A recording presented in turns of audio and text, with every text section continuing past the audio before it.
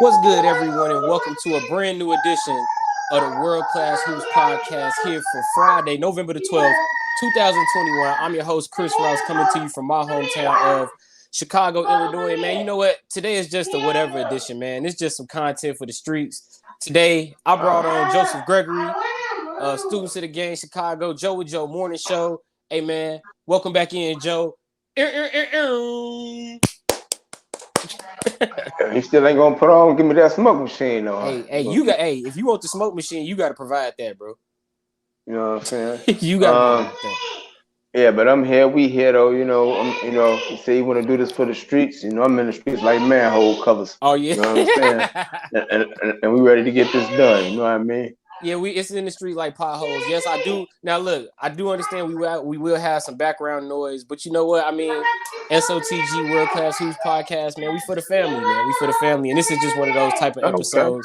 Well, it's just whatever, man. Like there's not even a script for this, man. We just talking NBA, man. It's just a few little graphics that I got there, but I mean, what you got, man? What you got on the NBA tip? What's been on your mind lately? What's one of the first things in the NBA that's been on your brain lately? I had, the other day we had some violence. That was real violence with, what was going on with Jokic and Morris. Now, What happened last night with Miles Turner and the Stifle Tower himself, Rudy Gobert, I wouldn't equate that to violence. That was more like that's two guys getting tangled up. Yeah, they was tangled up, and then they looked like they didn't really want to fight. Whenever the first thing you do is when you go up on somebody and just grab their arm. And you grab them. I thought that same thing. You grab them. They don't really want to do nothing. They was just like, hey, I want to talk to you about what you did, and I don't like how you did it. It was just real aggressive how they was talking to somebody. It was like, man, let me go, man. Don't be grabbing me like that. That's how Miles Turner was looking like, oh, man, don't be holding me like that. Gobert was like, no, I don't just want to tell you this. That's how it was. It was like, I don't know if you ever been in a situation, I'm quite sure we all had, where you've been getting disciplined or something by like a teacher or your mother, whatever. You're in the store or something, and she grabbed your arm or whatever. Like, boy, you stop doing it. That's how they were shaking each other. Like, boy, you stop doing that. So that's the first thing they get on my mind as far as that. How about the Raptors? You know what I thought about that though with Turner and Gobert? I thought Gobert initiated that because I thought he was pulling on Miles Turner's shorts. As he was trying to get up or whatever. Right, and Turner was like, yo, where's the foul? And he was like, all right, I ain't gonna get my foul. I'm gonna get my revenge. So he ran into Gobert. Yeah, I'm gonna take care of this myself. Yeah, right. So he kind of like took it in his own hands, man. So that was my take on it. As far as other than that, man, I was like thinking about the Raptors last night. I was kind of impressed by that win, even though Philadelphia definitely was shorthanded, but they were behind a couple of points in that game, and they were able to come back and win in Philadelphia last night. And also, what impressed me as far as, since I'm still talking about last night and everything, I know it was a fight in that Pacers and Jazz game that sort of overshadowed everything. But how about the Pacers winning that game on the road? You was talking about how they struggling and everything, this, that, and the third. Hopefully we can get on. Somebody was telling me it could be a Sabonis rumor for the Bulls if they keep struggling like that. And then they just go to Utah and get it done and give Utah their first home loss of the season. So I thought that was a very impressive thing also last night. Yeah, Indiana, man, that's a team that I thought at the beginning of the year, I thought they could probably be like, they could probably have a run that the Knicks had last season. But they got off to a rough start, had some heartbreaking losses to start the season, man. They had that loss to the Wizards early on where Spencer Dinwiddie hit the three that forced overtime, and then in overtime he hit the three that kind of put them away. Then they had the game against the Hornets where Duarte had 27, but then they blew an 18-point lead. So I think for Indiana, Rick Carlisle is finally getting them back on track. And, I mean, that's a big win against Utah because Utah is one of those teams that I've been wanting to talk about as of late because, for me, Utah last season from start to finish pretty much first place in the West. And I thought they picked up where they left off last season. So let me get your thoughts on Utah's start to the season. 8-4 right now, despite the loss last night. Solid start, like I think we expected. Adding Rudy Gay definitely makes a difference. But Utah's pretty stacked. You looking at Jordan Clarkson, six man of the year candidate all the ways. Donovan Mitchell, Mike Conley, another year with this team, another year to jail, being a veteran. What Royce O'Neal brings to the table, Joe Ingles, the Swiss Army knife himself. So it's really about them, I think, just really gelling and really playing hopefully their best ball as they get toward the playoffs this year. I don't know, man. Last year was a little that's a little sting when I see lose to the Clippers and they ain't got Kawhi Leonard. You know what I'm saying? Y'all giving up 20-point leads and everything, half. So that can't be a hopefully that isn't an issue for them this year.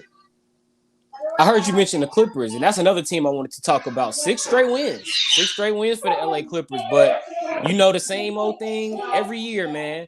Got to see Paul George in the playoffs. I thought he looked pretty good in the playoffs last year. What are your thoughts on the Clippers right now? I thought the Clippers, if they brought everybody back, which they did for the most part, a little tweaking, losing Patrick Beverly and adding Eric Bledsoe, I thought they would be a serious contender again. And now, I think this is a good thing. I think with all these guys now being in different roles now, Paul George is still the head of the snake now, but with Kawhi Leonard gone. But now you have Reggie Jackson now. His role has been like elevated almost to Robin. And Paul George is Batman almost on a nightly basis. He's got to be a guy to give him consistent buckets. Saw Nicholas Batum chip in a 22-point night the other night, and also they haven't gotten another person they haven't gotten back yet is Serge Ibaka. Yeah, you know what I'm saying? That's what I was just about to you ask haven't you gotten about. Them back for the inside. Yeah, I was just about to say the injuries and hurting their front court depth without Kawhi and Serge Ibaka. So I'm good. So yeah, go ahead. Like Serge Ibaka, he's out. Yeah, so you got to think they haven't had Serge Ibaka in a very long time, like even during the playoffs. So when they get him back along with Kawhi Leonard, I haven't even heard a timeline really on Kawhi Leonard. I don't know if the knee is what's going on. Did he have surgery? Is he doing some type of alternative treatment on it or something? Yeah. Or is he coming back? But I still think it's good for all these other guys on that team to play, get experience and confidence gelling together as far as Paul George. You got guys like Luke Kennard, Terrence Mann, who had a very good playoff series last year. And now they get an opportunity to play now. Yeah. And knowing that whenever they make a mistake or whatever, they ain't going to get pulled right out the game because they're going to be called upon and get needed in the playoff. All right, you play a night. You got a game on our show, Students of the Game, that you call Pessimism or Optimism. And I actually kind of wanted to play a little bit of that today. We did a little bit of it last night. It didn't work out so well on the show. So I wanted to redo it again today now on this edition of the World Class Hoops podcast. So you got a game called Pessimism or Optimism. So I'm going to go ahead and hand it over to you, Joe. Go ahead. Pessimism or Optimism? All right. Pessimism or Optimism. Since we have a little time here. Oh, boy. As soon as I saw you look up, I knew it was about to happen. Hit in the nose or something. All right, so Pessimism or Optimism, that we'll put a break on that, but you good? You good, Joe? Good. All right. Mama all came and got it. Pessimism, Optimism. Okay. Cleveland Cavaliers. The Cleveland Cavaliers, man, doing good things right now. They better than usual right now. But they did just lose Colin Sexton. Cleveland right now with 6 players averaging in double figures. And we're led by Colin Sexton, 16. And Lauri Markkanen's at the bottom of that. He's the 6th lowest player on that team. He's averaging just a shade under 13 points. Really starting to, I guess, filling a different role for this team than he had with the Bulls. We still have Kevin Love on that roster who's averaging 9.9. He's not even officially part of the double figure scoring. So and I'm very interested to see if they can keep this thing going. I do love what I'm seeing from the young guy Evan Mobley, but I don't know. It's a different type of NBA squad. When you talk about what they have as far as front court pieces, we talk about Lauri Markkanen, Jared Allen, Evan Mobley, and adding on Kevin Love as far as their 4s and 5s. They got all 3 of the guys can shoot with the exception of Jared Allen. So, and then you got Evan Mobley who's doing a little bit of everything on the perimeter. So, very different team. I'm gonna go. I slept on this. I want to see how they look without Sexton, but I think I'm gonna give them something about the optimism. I do realize the player I'm gonna go with pessimism. Because of the Sexton injury, really, or because they don't really have those wings that everybody else has or covets? No, just because I think Milwaukee will recover. I think the Bucks will recover and get back into the playoffs. I think Charlotte will be a little bit better. I think Indiana will be good. And also, yes, with Sexton being hurt, I mean, somebody got to take those losses. And then on top of that, like that team, I think somebody gonna get traded at some point. That team is oddly built. They got a lot of big men that kind of do the same thing with Kevin Love, Allen, and marketing. So I could see somebody, Mobley. Mobley, by the way, in my award tracker, he is in Rookie of the Year with Davion Mitchell, Jalen Green, and Scotty Barnes. So those are my 4 candidates right now. But they got a lot of guys that do the same thing. So I think I could see somebody getting traded out. And also with Sexton being out, they might take some losses. All right. I want to talk Raptors. I'm going to put Raptors in this pessimism, optimism argument here because they won last night against Philly. I was just looking, you know who I picked to be most improved? Did I pick Anunoby to be most improved? I think I did, didn't I? Yes, you did. Yes, you did. And that's why. I ain't gonna lie to you, Joe. Let me say this. Hey, Joe, let me say this to you live. Let me say this to you live on air. That is exactly why OG Anunoby is in my most improved tracker because you said OG Anunoby. You said it, and I've been watching him, and he definitely is in there. He's definitely in there because of you. So thank you. That's all, Joe. Thank you for giving me my flowers. Inviting me to your show 2 days before your birthday and giving me your flowers. Hey, my birthday got nothing to do with this, man. Hey, I'm looking at the numbers for him right now. 19.7, just under 20 a game, 5.5 boards. He's playing defense and offense right now, getting a steal and a half a game as well. Fred VanVleet doing Fred VanVleet things. This is a team that still has not got Pascal Siakam back. They're doing all these things. And you know what else? And you know what else about OG Anunoby? Mm-hmm. He's a guy that I kind of feel for because you got to remember he didn't get to play during that championship run. He was hurt. He was hurt the year they won the NBA title, and then he came back the next year, and I was like, man, this dude is a Swiss Army knife. They could really use this dude. Mm-hmm. And then the pandemic, and then last year, playing in Tampa. Mm-hmm. So I think this is like his first chance to really be back in Toronto with a full season to shine, and I think he's finally showing what he's capable of. Now I'm looking at the roster. I'm trying to be pessimistic or optimistic about it. You talk the Bulls need a bag up big. I'm like, wow. So I start looking up and down their roster. Scotty Barnes also has been great, terrific rookie for him. Also getting 16 and a half a game. Also, Chris Boucher, we know what he brings as far as stretching the court. Oh, I'm sorry, Siakam is back. Yeah, a couple of games. Yeah, he came back for a couple games, but he went back out, if I remember correctly. But they don't really have that they don't have a big really at all on this team. You get to looking. I mean, Chris Boucher would be the closest thing to a big, and his best shot is from 24 feet.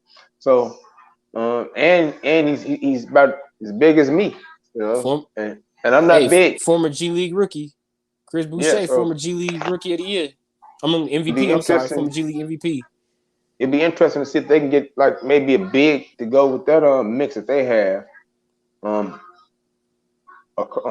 of the border. You talk about the size on the perimeter. You talk about Anunoby and Siakam and Barnes. All those guys really about 6'8", 6'9", or whatever, and play versatile inside outside basketball. So Fred VanVleet can be the quarterback. We got Precious Achiuwa right now, averaging a little less than 9 rebounds that they got from the Heat. He's playing like that stretch floor. He's playing pretty. He's playing pretty good. Undersized big for them almost, but I think they need about another big, and I would really go up. But right now, Nick Nurse, I'm gonna trust Nick Nurse as far as the coach. I'm gonna go optimism. You know what? I'm gonna go optimism for Toronto because I think they might sneak into that 7 through 10 lane. So I think they might be playing for a playoff spot. I say optimism really because I think they're a floor spacing team. They're really good at spacing the floor with the guards with VanVleet and Dragic, and then they also have Anunoby. But they kind of remind me of those Toronto teams before they won the title when they would always get those pre-Kawhi teams where they were good, but you just kind of knew like somebody would catch them in the playoffs. You just knew LeBron and them was around. They're talking about when they had DeRozan and Lowry in their heyday. That was Cleveland a lot. Cleveland, that was LeBron. Really, I ain't gonna say it was Cleveland. It was really LeBron going from Cleveland to Miami and back to Cleveland that really threw them off and had them use up a lot of their most useful years or whatever. But that's what I'm saying. I think Milwaukee, like you put them against Milwaukee, Brooklyn, maybe even Chicago, maybe even Chicago, even though they did get a Bulls a run. I think some of those teams have a little bit more offense for over a 7-game series than Toronto. So, but Toronto might steal a game or two and make it interesting. It's gonna be interesting. Yeah. Let me go west here. Let me go with a team that I didn't talk about yesterday. I just saw them go back. So I was thinking about the Suns. Yes, I was thinking about the Suns, who right now are 7-3. A couple of games back of the Warriors. Percentage points, really, I guess, virtually there like the Utah. One less loss than the Jazz, one less win. Right. DeAndre Ayton. Did DeAndre Ayton? Am I right? Has he missed a little time recently? He has missed a little bit of time. But I feel like he's going to be all there by the time, as the season plays out. I don't think it was too serious. How you feel about the Suns? Great playoff run last year, but I think that's just what it was, a great playoff run last year. I think the DeAndre Ayton thing might be bothering the team a little bit, even though they have recovered. I got to give it to Chris Paul, but Phoenix still, they have some tough times with some teams they shouldn't be having some tough times with. Like New Orleans gave them a little bit of a run on TNT a few weeks ago. So, or maybe last week or whatever that was. So Phoenix has been, they've been winning. So, got to give them that. So it's looking up for the Suns, but I think they might run out of gas too, much like how I feel about the defending champs. They've been winning, but to me, I don't feel like they got that real dog mentality defensively as a team. I think that's why we've been seeing so many high-scoring games. Like you're saying, teams like the Pelicans and come in undermanned, thinking they can really hang with them. Right. I don't know if they need like another perimeter defender, another big. Like we talk about Mikal Bridges coming out of Villanova being that 3-and-D guy. So you add that to Cameron Johnson, I feel like they should be able to help defend the wing part of it. Chris Paul is always a defensive defensive team of the year candidate. Yeah. So we're trying to figure out where's the why Phoenix points, so many points, giving up so many points. Phoenix needs rest. Man. This is a team that played into the finals. So they played in the July. So that's one of the latest finals we've ever had. The only way they're gonna get rest is guys make the All-Star game and turn down the invite. Yeah. Hey man, the season has started now. I don't know what to tell them. That's what I'm saying. This team made a deep run in the July, and that's why I think Devin Booker is having so many bad shooting games. I just think he had a deep run in the July. I think you might be seeing the same thing with Damian Lillard as well out in Portland. Also different focus for him, and also pretty much a different team with a lot of different pieces for Lillard. But I think Phoenix right now, you're just seeing a lot of tired legs out of them. But they're getting the wins, so it's looking good. But it's one of them situations where all money ain't good money almost. Mm-hmm. Stay out here in the West. Let's talk about Memphis. Who actually plays Phoenix later on tonight. John Morant doing big things, averaging 26.5 a game right now. We know they missed Dillon Brooks most of the season. They just got him back recently. Yeah. This is a team that traded away Valanciunas for Adams. And I'm watching Valanciunas now becoming almost a legit 3-point threat now in New Orleans, which might be good for Memphis because that's something they got Steven Adams back in return. We know he's not really a 3-point threat. We know that Jaren Jackson Jr. is almost the same size is. We're seeing how they go with their high lows and how they play off each other.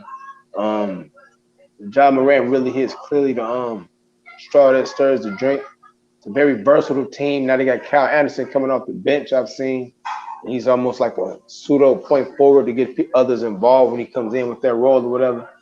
So, I'm gonna go optimism on Memphis. It's another one that I think I changed from last night. I think the Grizzlies learned a lot of things last year as far as they playoff run, they big games where they had to play Dame and Steph and those guys on the road.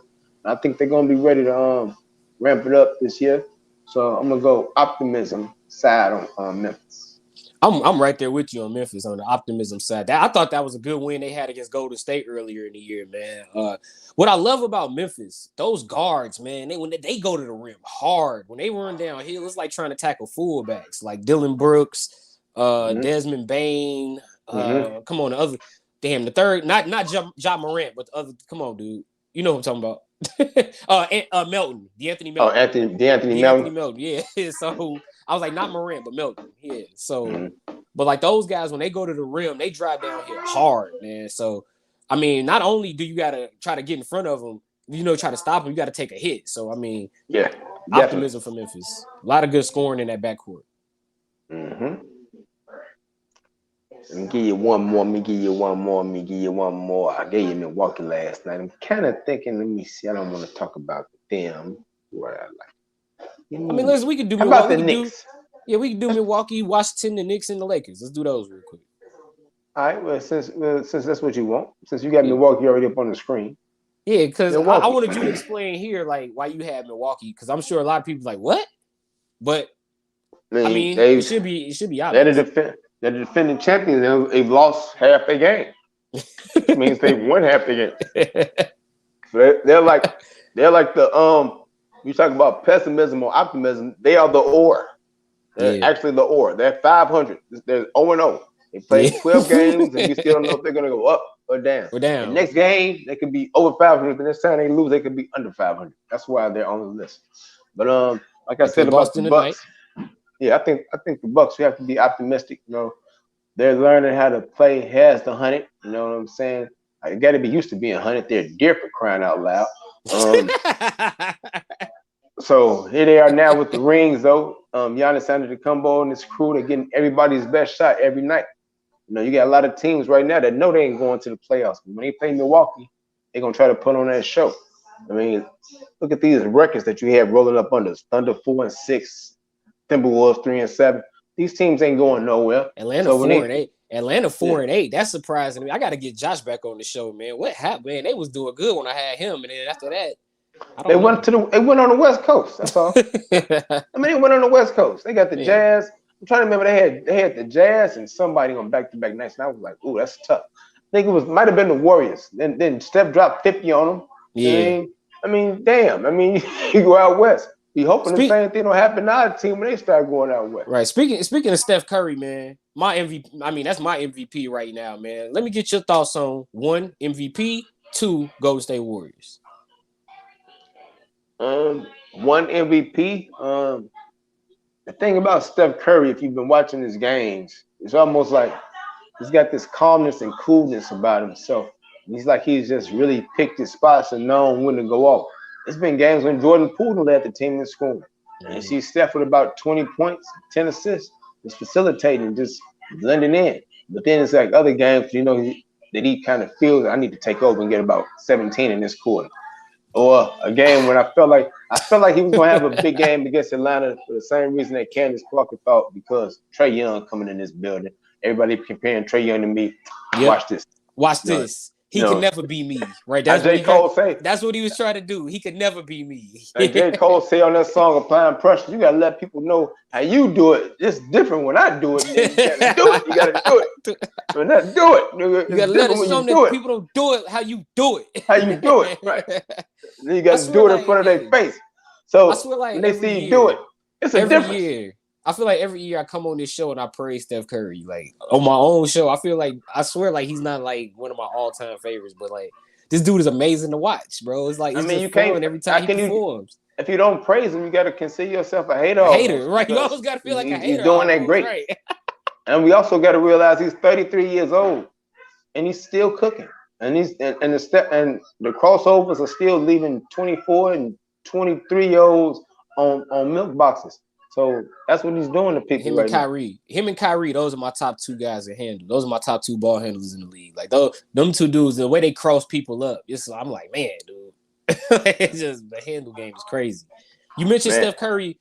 Steph Curry is 33, man. Let's talk Lakers, man. Let's talk Lakers. Russell Westbrook's birthday is today. Happy birthday, Russell Westbrook. He too is 33. So the Lakers are 75. Happy birthday, Russell.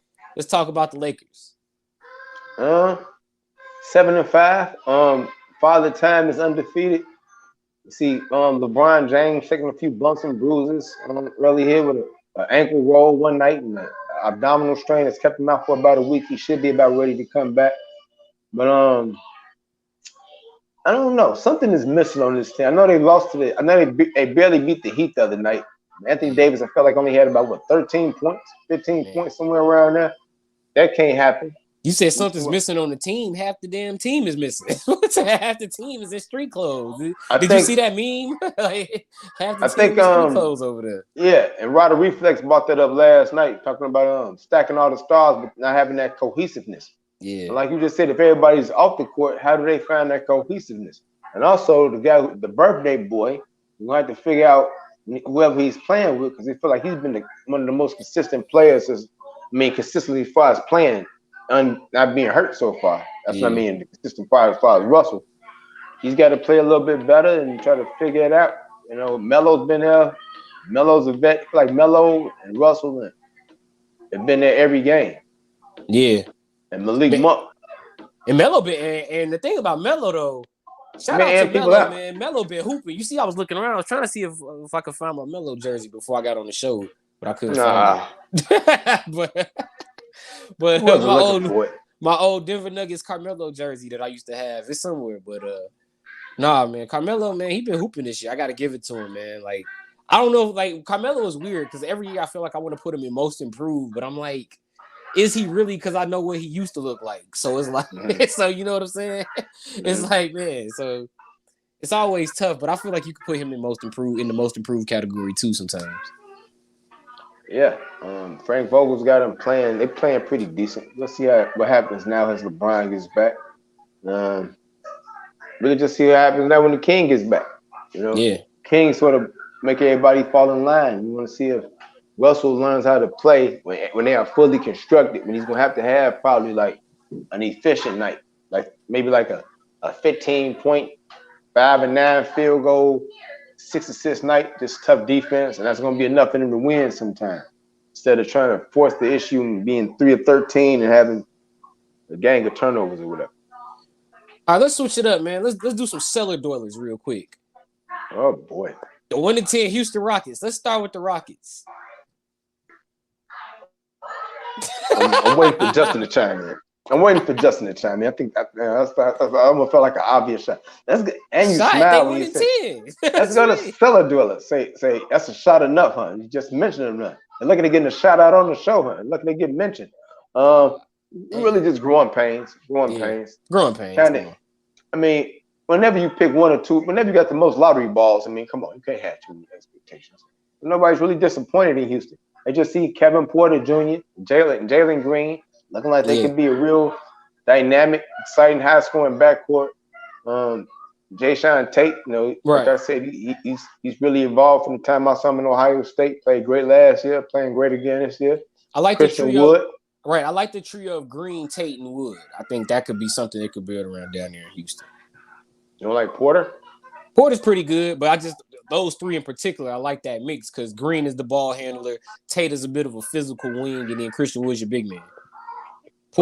Porter's he's a good scorer, but like, you know, he's kind of more of a I think he's better more in the spot up role with Houston. Not to say that he can't score because he's done it in the G League, but with Houston, I think he looks better as a spot up shooter next to Jalen Green. Not to say that he can't get buckets. Sort of like think about Damian Lillard, CJ McCollum. I look at him like that.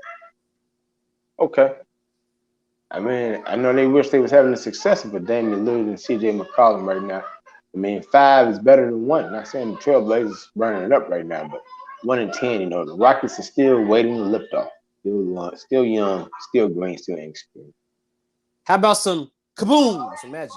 That was terrible. Poof, some magic. Orlando. Yeah. That's terrible.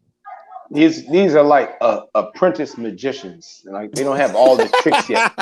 You know, they can't take a rabbit out the hat. They can take a squirrel out the hat, maybe not a rabbit. You know what I'm saying? They can make half the lady disappear. They can't make the whole lady disappear. They haven't gotten all the tricks yet. And that's just because they got to get some more time under their hands. Cole Anthony and that whole bunch, Jalen and Suggs, Jonathan Isaac now healthy right now. Just trying to find a way. We got former friend Warren Carter Jr. Yeah, Wendell. I'm sorry. Man, how you forgot his name? Friend, you forgot his name already. Yeah. Can't have been too much of a friend, huh? Yeah. I like Wendell Carter Anthony, Jr. Hey, remember who my most improved player pick was? Cole Anthony. Yeah. So and Miles Bridges too. But he led him to a good win earlier against Minnesota, but other than that, That's 33% of their wins. So I'm mentioning it right now. They've only got 3 of them, and that's one of them. So they're 3-9, and that's what they are. Oh, yeah, we'll do a few more teams, and then we'll get up out of here, man. We'll go with the Knicks, the Wizards, and maybe 2 more after that. All right, you went to a couple of cellar dwellers up to the Knicks. Now Justin has got to be calling you now. So you like, damn, why you didn't talk about the Timberwolves and all these other people that's in last? Why you just got to come in my people? I didn't say nothing about the Pistons. The Pistons 2-8. You didn't say nothing about them. Because they beat the Rockets. I want to talk about the bad team. So whoever lost that game was going to get their head on the platter on Friday, but it was going to get laughed at. Actually, I was going to do the show before that. And it was going to be Detroit. You need to find. I need to go on YouTube and find that shirt for you. I would have did it last week, so you could have had it for a birthday present. A Trinity Value Troll shirt. New York Knicks, man. Tom Thibodeau rated coach of the year, man. 75 right now. I think the Knicks. You know, Stephen A. Smith gets very excited about the Knicks, and this year he might have a reason to get excited about it. You know, I think it's really about Julius Randle. You know what Derrick Rose is going to bring to the table. He's terrific. RJ Barrett, those guys, like they are improving and ready to take their step. Type of Emmanuel Quickly, RJ Barrett, guys. Mitchell Robinson in the middle, like one of those. I want to say almost better, younger, JaVale-ish, McGee-ish, goon type of centers that we have here that dunk on pick and rolls, catching lobs and blocking shots and getting rebounds, which is going to be great for that squad and what they have. Obi Toppin is like he's starting to also take that step, really starting in their bench role, really taking that role on head on. So, and then you got the hard coach in the time, Thibodeau. Yep. So I think the Knicks, they're not going to be settling. You know, they're going to be ready to play every night. I think they would be. I would be more optimistic about the Knicks. All right, and then pessimism or optimism? Last pessimism or optimism? Washington Wizards. The Wizards. I would say optimism. For me. Man, I can't be. You know, I feel like a lot of optimism, but damn, I mean, just tell it like it is right now. If you're wrong, you're wrong. We don't care. It's 11 games in the season. You know, things happen. All kind of injuries are undefeated. We don't know what's going to happen tomorrow. Trades, all scandals, whatever's going on. Anyway, the Wizards are 8-3, and I think they got a pretty good roster. I thought the Laker trade, they got them some real professionals that know how to play basketball. And Tavius Caldwell-Pope. You know, Kyle Kuzma was hungry to have a chance to show that he could be a scorer.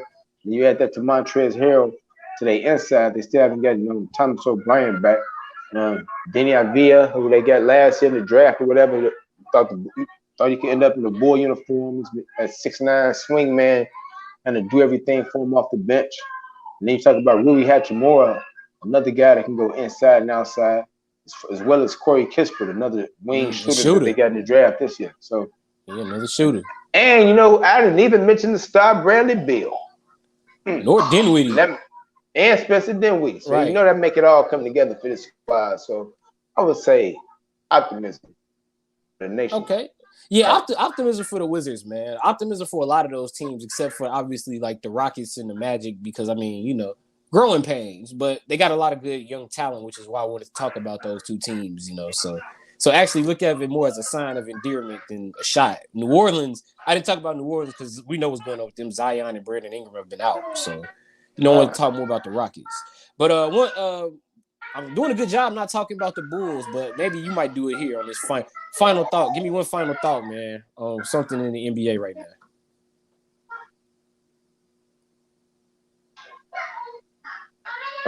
Since you said Bulls, I'm just hoping that we don't really get too exposed now. I know that we're not going to have Vooch for this upcoming trip. It's a tough trip. That's mainly my main thing. Excited to see this Golden State game tonight. I think I can measure and stick for both teams. It's an article that just came out with Zach LaVine. I didn't get a chance to read it yet, but he's saying it's the most excited he's ever been playing basketball. As far as it's showing. It's coming across. As well as how the team is playing. So I'm very interested to see what happens tonight with that. Yeah, and I agree. Hey, it's coming across too, man. Like, I mean, the Bulls look like they're having fun, and they've been playing very well. They're 8-3. So salute to the Bulls. What's going on with them? But right now, man, I just think Steph Curry's playing at another level, and I didn't even think that was possible a few years ago. So I mean, it's just like every year Steph Curry keep turning it up, man. And the Warriors are 10-1. And I mean, I'm looking out.